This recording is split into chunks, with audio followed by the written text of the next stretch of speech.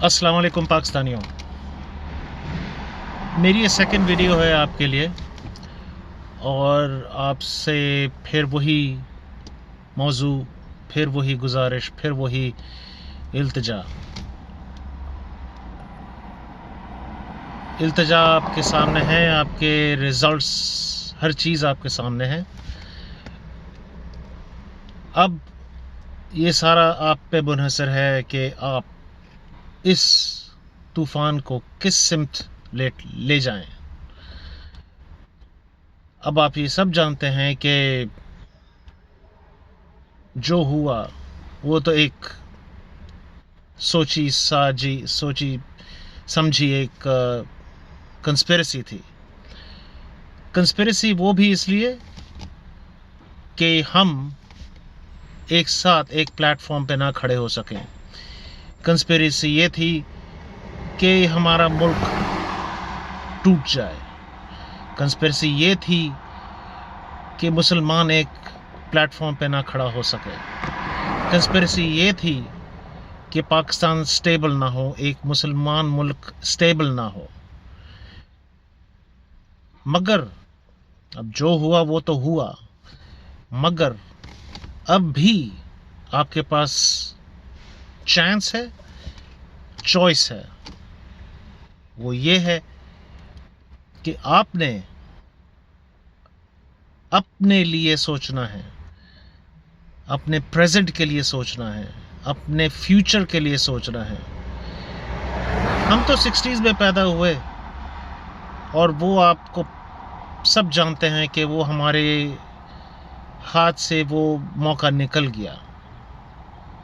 हमारे पास वो चांस नहीं था, हमारे पास वो चॉइसेस नहीं थी, हमारे पास वो फैसिलिटीज़ नहीं थी कि हम कुछ कर सकते। मगर अब ये चांस आपके हाथ में है। ये छोड़ दें आप कि आर्मी के तवज्जुह से हुआ कि नहीं हुआ, ये सब बकवास बातें हैं। ये सब जानते हैं कि कौन कितना मुलव्विस था इसमें। That is irrelevant now. What is relevant कि आपने क्या करना है।